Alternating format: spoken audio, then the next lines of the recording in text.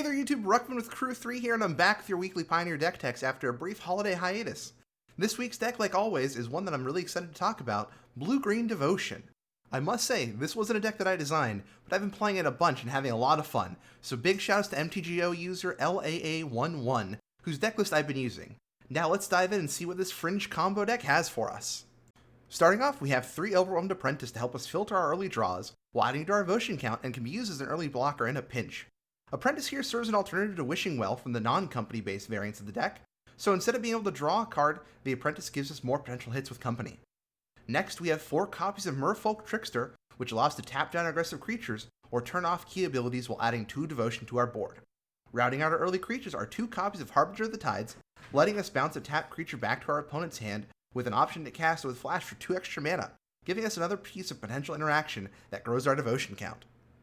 Next up are some of the deck's value-added cards, starting with 2 Brazen Borrower to bounce any annoying permanent and then give us an evasive flyer that adds to our devotion account.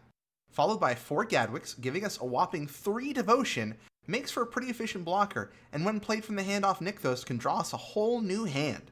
Lastly, the real cherry on top, Glasspool Mimic, allowing us to copy any of our key creatures off Collected Company, or be played as a land early if needed.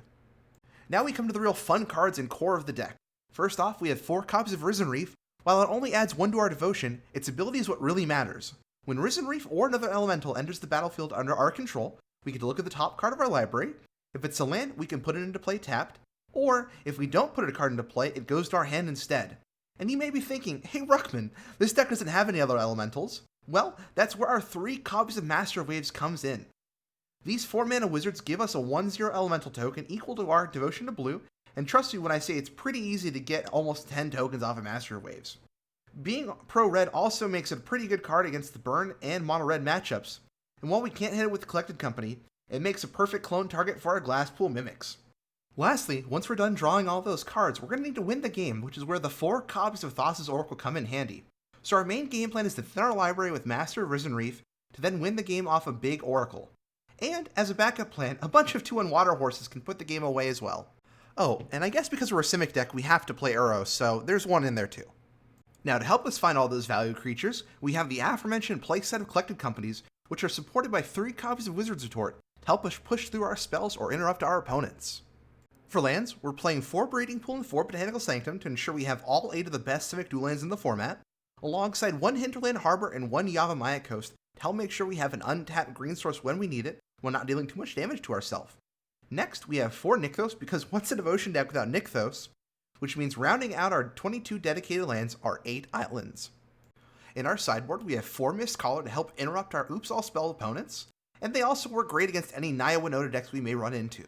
Next, 4 Ruin Crab would make for great blockers against the low curve aggressive decks, and a great alternate win con against control shells.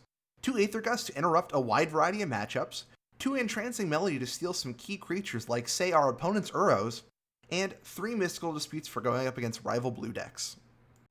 This is a deck I always love to see kicking around in the early days of Pioneer, so again, big shouts to LAA11 for all the hard work and love they put into this deck. I had a blast playing it last week on stream. I can easily say that if you're interested in this deck, be sure to check it out. It even comes in under 100 ticks if you don't want to play the Uro. As always, this has been Ruckman with Crew3. Be sure to like, favorite, subscribe, and hit that bell icon to keep up with our weekly deck techs. For more Pioneer content, you can find Crew3 A Pioneer Podcast on all major podcasting platforms, or you can join us over on twitch.tv/Crew3MTG, where I stream several nights a week.